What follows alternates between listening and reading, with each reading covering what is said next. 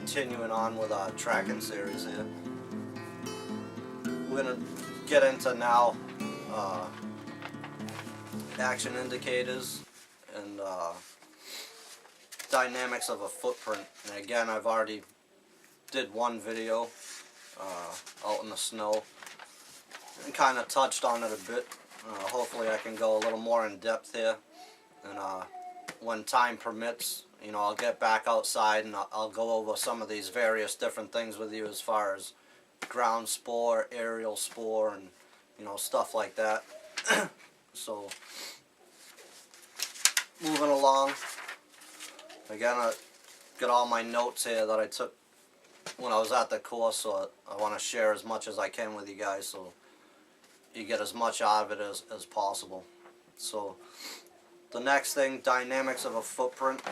I pretty much covered everything as far as that's concerned in that last video. I talked about primary impact point, you know, foot roll, and the terminal point. Primary impact point is the first part of the foot to strike the ground. Usually, you know, it's the heel if you're walking in a forward direction. The foot roll is the sole of the foot rolling through its length from the rear to the front, you know, heel to toe. And the terminal point is the last place of the foot that leaves the ground, you know, in making your next step. So I want to get into analyzing the footprint a little bit more and possibly interpret with some accuracy what activity is taking place through the 5 action indicator components, and I'll write them up on the board. If you guys see me writing things up on the board throughout this series, they're pretty important. If you guys want to take notes or whatever, or just refer back to the videos. So the first one that I shot in that video, and it's the stride. So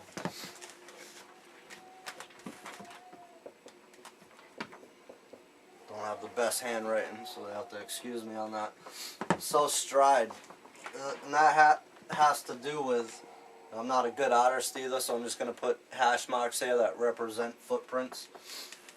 But you have your first footprint, left foot, right foot, left foot.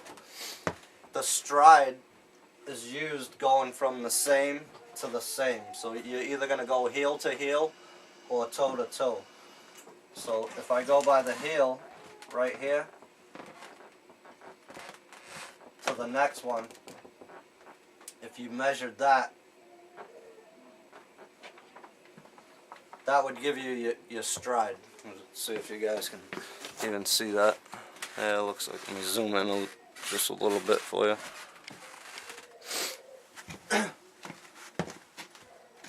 So that's your stride. Again, it goes from same to same. You could go from toe to toe, and it's the same thing.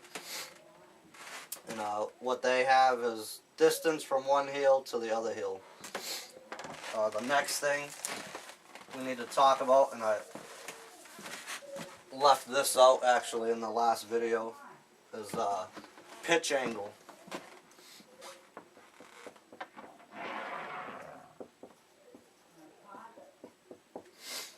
And pitch angle, all that is the placement of your feet. So if you're walking along, the most common pitch angle is outward. So if you had the straight path that you're walking on, again, you do a left foot, right foot, left foot, right foot. And you can see that they're facing at an outward angle. And it varies, obviously, from person to person. May not be so pronounced. It could be almost straight. But more often than not, you're going to have an outward pitch. Another one you guys are probably familiar with, usually referred to as pigeon-toed. If you're tracking somebody like that, even in a group of people, they're easily identifiable. Obviously, because the pitch is going inward, and again, that's referred to as pigeon-toed. So here they have pitch angle, the foot pitches out from the line of travel, which is exactly what I just showed there. Get rid of that. Actually, we'll leave that there. Talk about the next one. The next one is straddle. I also covered that in that last video I did.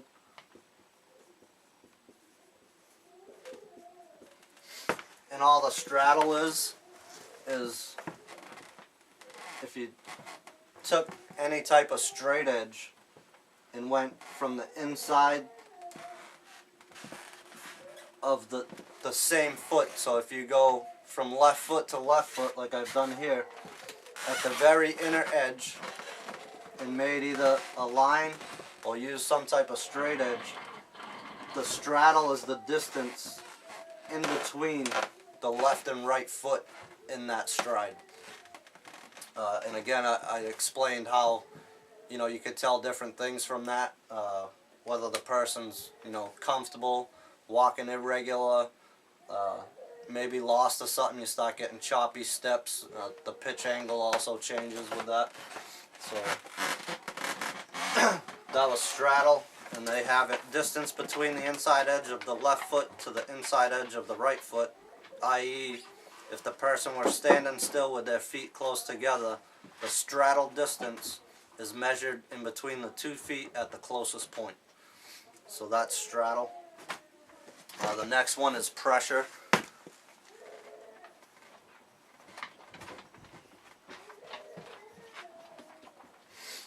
That's pretty much a no-brainer, self-explanatory, I think.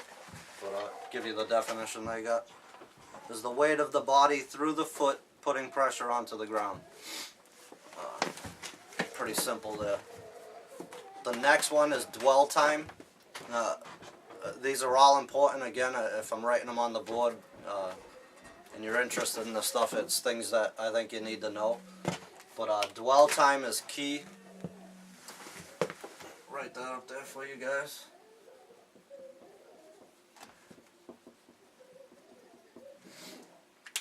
And it means exactly what it sounds like it means. I'll give you the definition. Amount of time the foot is on the ground in the same spot. And that can tell you, again, you know, different things. The impression of the footprint that you see, depending on the type of medium that it's on. You might be able to tell if the person's carrying a pack or any type of weight, whatever it may be, due to the dwell time also.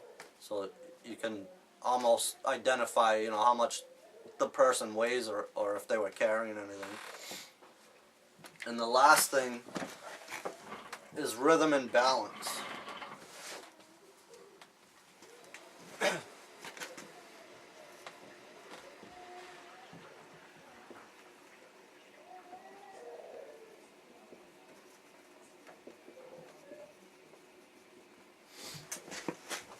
And again, I touched a little bit about that on that last video with some of the anti-tracking. If you get somebody that's walking backwards, that's going to change pretty much every one of these. You know, their stride is obviously going to be shorter because they're walking backwards. The pitch angle is going to change, opposed if they were walking naturally in a forward direction. The straddle is going to change because they have to look over their shoulder to walk backwards. The pressure would even change a little bit because now your primary impact point, you know, the first spot that hits the ground, is now the front of their foot opposed to the heel. Dwell time may be a little longer if they were walking backwards, again, because they have to look to see where they're going over their shoulder, so that each footprint, they may be in there a little bit longer opposed to if they were walking forward. And all of that together is their rhythm and balance. Again, I'm going to go over that in the class that I'm teaching, the hands-on class. I'll try to show you guys that outside like I did in my other video, just a normal walk forward. And then I'll try to do them backwards for you guys and get that on video so you can see It's a big difference, and you can pick it up right away without any extensive, training or anything. Alright, so those were the action indicators. That's actually the first five of the action indicators, and it all encompasses rhythm and balance with each of those five. Alright, now if you get into multiple people that you're tracking, there's some different techniques on how to go about finding how many people there actually are, if you don't know right off the bat. There's a direct count method, there's an average pace method, and a comparison method. Alright, and it goes into action indicators on that.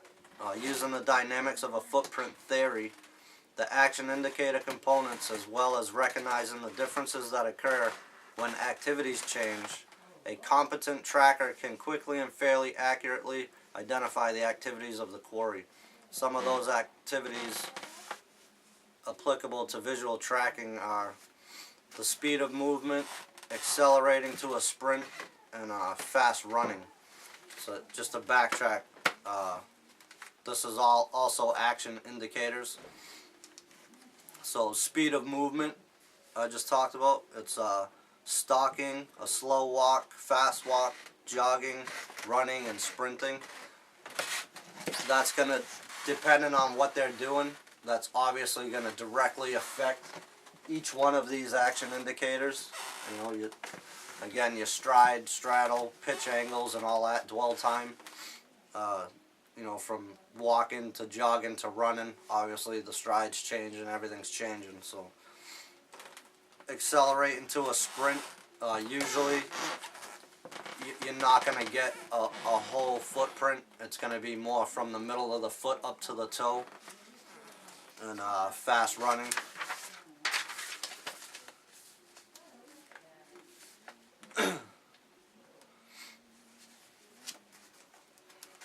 alright, I have to look real quick to see what they're getting at here.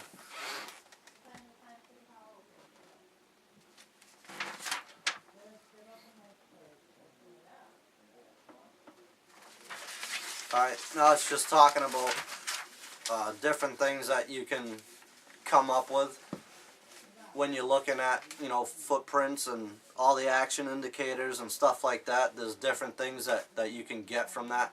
Obviously, this is way more in depth now, and you're trying to put a picture together in your head and actually get into the mind of the quarry. But some of the things, with the proper training and practice, you can determine the size and weight of members in either the one person you're tracking or the group.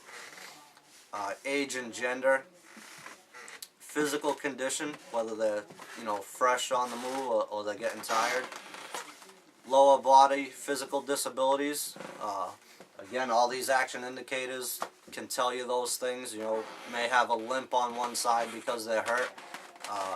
If you're on good ground spore and a good medium, you can pick those things out fairly easy if you know what you're looking for. Alright, carrying weight or persons of large stature. Again, that referring back to that dwell time, you can pick things up like that. Like if you've got a small footprint, but they're all really deep, chances are they're probably carrying something like a pack or maybe helping another person that's injured, something like that. Disguising the tracks. Again, I touched on that a little bit with the anti-tracking. Purposeful and mission-focused. Lost or disoriented, panic. I touched on that one as well. All these action indicators are going to tell you these things. Again, as long as you get the training and you practice this stuff.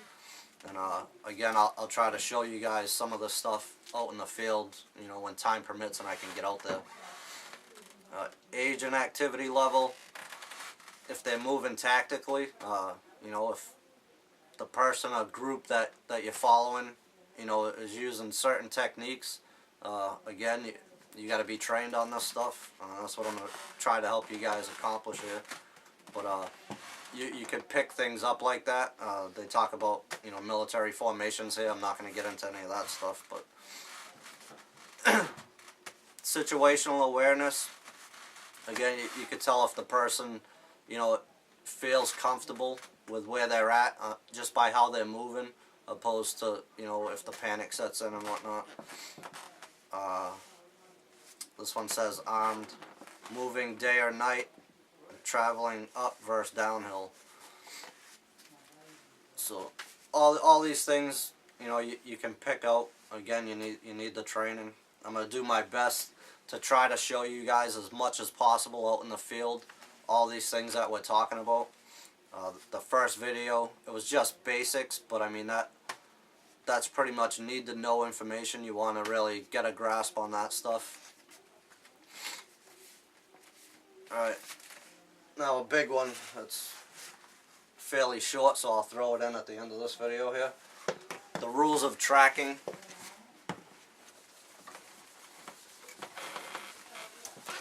Like I put this up on Dave's fan page one time, just like as soon as I got back from the class or whatever. But this is the rules that a tracking team follows. They're very important. So just like anything else, this was a military course that I went to, but Dave has done it. Other survival people, with schools and stuff like that, they've done it.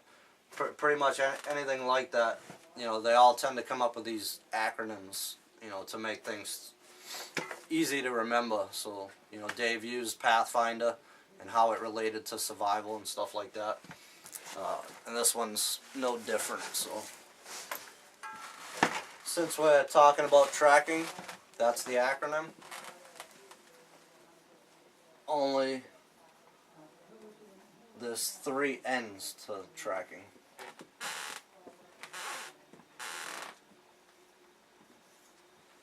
And I'll just put the G over here because I run out of room. Alright, so the T in tracking stands for the tracker sets the pace. Obviously that's key because he's the one following the spoor, following the tracks. So anybody else, that if you're tracking in a group, should let the tracker do his thing, so you're not taking a chance on contaminating spoor that's ahead of you, or losing spoor, or whatever the case may be. The R stands for record and mark the grid of the ICP, your initial commencement point, which I told you guys was the place where the incident took place, or where you first pick up the tracks that you're going to follow. So that's your initial commencement point. So you want to make a note of that if at all possible. If you don't have a GPS or anything like that where you can mark it as a waypoint or what have you, definitely mark it on the ground with some type of visual signal so you know where it's at. The A, always know exactly where you are. You don't want to just be roaming around out there following tracks and lose thought or whatever of where you're at and get lost yourself. So always know where you are. That's pretty key. Like I said throughout my whole land nav series there, land navigation starts from the beginning, not when you get lost. So know where you're starting from, and land nav just goes off of that. So the C stands for confirm aerial spoor with ground spoor. I touched on that briefly to you guys. If you find in broken branches where someone walked through and maybe broke it with their shoulder or whatever, it's aerial spoor, and it's good and you can go by that, but you always want to try and confirm that with ground spoor. So if you're seeing branches broken, and they'll be broken in the direction of travel, you want to try to confirm that with something on the ground, some type of disturbance if you don't have a footprint to go by. Keeping visual contact with team members, that's absolutely key if you're tracking in a group of people. The I, identify the correct tracks that you wish to follow. So obviously if you're out there and you're looking for a person, you don't want to be following a set of deer tracks. I mean, it's a no-brainer, too easy. Alright, the first N out of the 3 is never, ever, ever walk on ground spoor.